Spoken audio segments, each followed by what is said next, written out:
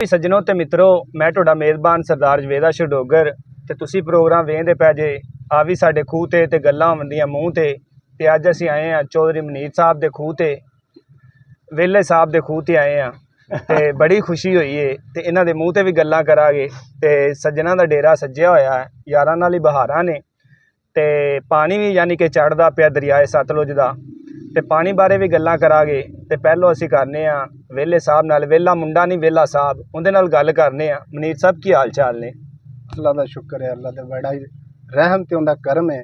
सारिਆਂ ਤੋਂ ਪਹਿਲੋਂ ਅਸੀਂ ਤੁਹਾਡਾ ਸ਼ੁਕਰੀਆ ਅਦਾ ਕਰਨੇ ਆ। ਸਵੇਰ ਤੋਂ ਲੱਗ ਕੇ ਸ਼ਾਮ ਹੋ ਗਈ, ਰਾਤ ਪੈ ਗਈ, ਲੇਕਿਨ ਸਾਡਾ ਦਿਲ ਨਹੀਂ ਕਰਦਾ ਪਿਆ ਕਿ ਅਸੀਂ ਤੁਹਾਡੇ ਕੋਲ ਚਲੇ ਜਾਈਏ। ਤੁਹਾਡੀ ਮੁਹੱਬਤ ਹੀ ਇੰਨੀ ਹੈ, ਤੁਸੀਂ ਸਾਨੂੰ ਪਿਆਰ ਬਖਸ਼ਿਆ, ਦਰਿਆ ਦਾ ਵਿਜ਼ਿਟ ਕਰਵਾਇਆ ਤੇ ਉਹਨਾਂ ਜਗ੍ਹਾ ਤੇ ਲੈ ਕੇ ਗਏ ਜਿਹੜੀਆਂ ਜ਼ਿੰਦਗੀ 'ਚ ਹੋ ਸਕਦਾ ਅਸੀਂ ਪਹਿਲੀ ਵਾਰ ਵੇਖੀਆਂ ਹੋਵਣ।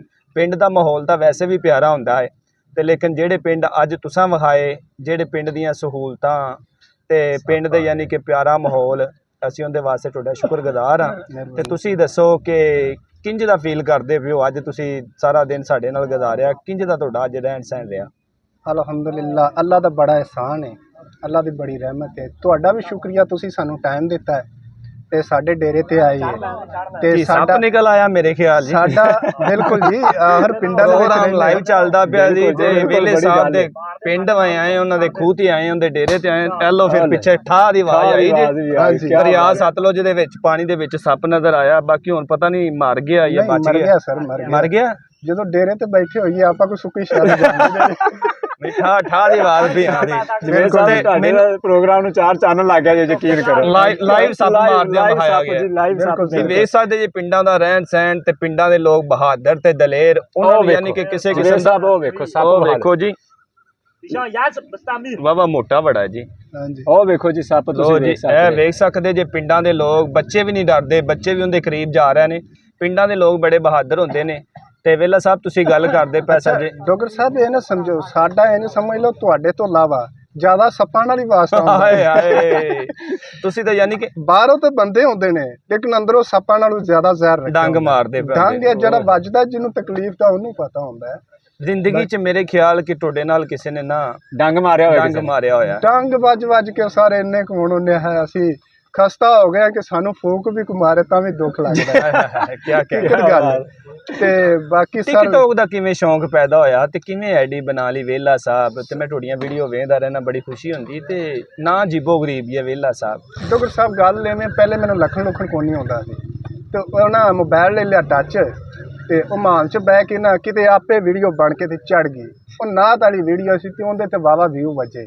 ਹਾਲੇ ਕਿ ਮੈਂ ਬੋਲਦਾ ਕੋਈ ਨਹੀਂ, ਬੰਦਾ ਬੋਲਣ ਹੋ ਗਿਆ ਤੇ ਉਦੋਂ ਬਾਅਦ ਬੰਦੇ ਨੇ ਆਖਿਆ ਯਾਰ ਤੇਰੀ ਨਾ ਵੀਡੀਓ ਤੇ ਆ ਵਿਊ ਵਾਵਾ ਆ ਗਏ ਨੇ ਤੇ ਤੂੰ ਵੀਡੀਓ ਬਣਾਇਆ ਕਰ।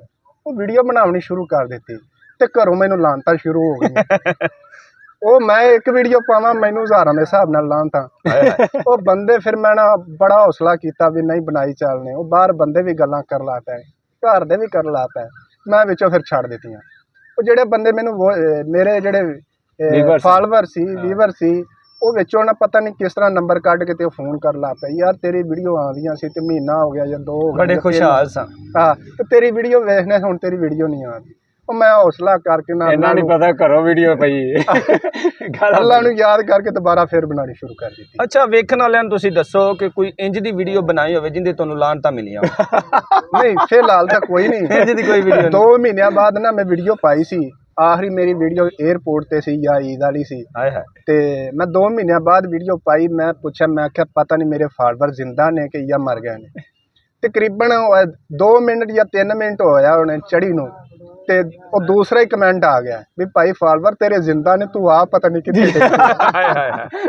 ਅੱਛਾ, ਤੁਸੀਂ ਇਹ ਵੀ ਦੱਸੋ ਕਿ ਜਿਹੜਾ ਪਿੰਡ ਦਾ ਮਾਹੌਲ ਹੈ ਤੇ ਸ਼ਹਿਰ ਦੇ ਮਾਹੌਲ 'ਚ ਕੀ ਫਰਕ ਮਹਿਸੂਸ ਕਰਦੇ ਹੋ?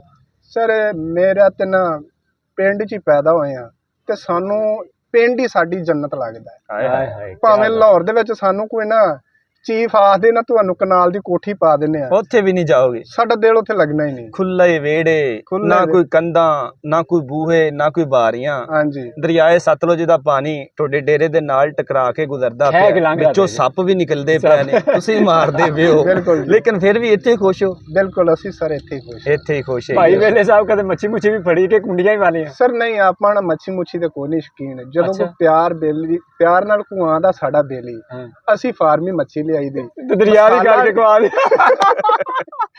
ਸਰ ਜੀ ਮਸਾਲਾ ਲਾ ਕੇ ਐਡਵਾਂਸ ਤਿਆਰੀ ਰੱਖੀ ਦੀ, ਉਹਨਾਂ ਨੂੰ ਨਹੀਂ ਦੱਸੀਦਾ ਵੀ ਇਹ ਦਰਿਆ ਦੀ ਜਾਂ ਫਾਰਮੀ ਹੈ।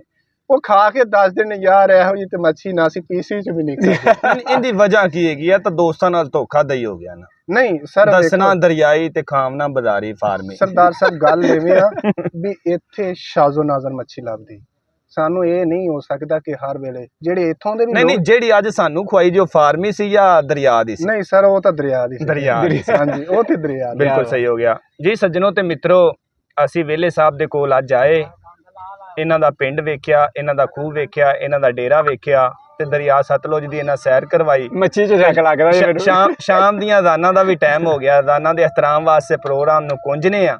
ਤੇ ਤੁਸੀਂ ਵੀ ਅਗਰ ਆਪਦੇ ਇਲਾਕੇ 'ਚ, ਆਪਦੇ ਪਿੰਡ 'ਚ ਕੋਈ ਪ੍ਰੋਗਰਾਮ ਸਾਡਾ ਕਰਵਾਉਣਾ ਚਾਹੁੰਦੇ ਹੋ, ਸਾਨੂੰ ਜ਼ਰੂਰ ਯਾਦ ਕਰਿਆ ਜੇ। ਇਹਦੇ ਨਾਲ ਹੀ ਸਾਨੂੰ ਦਿਓ ਇਜਾਜ਼ਤ। ਅੱਲਾ ਨਿਗਹਿਬਾਨ।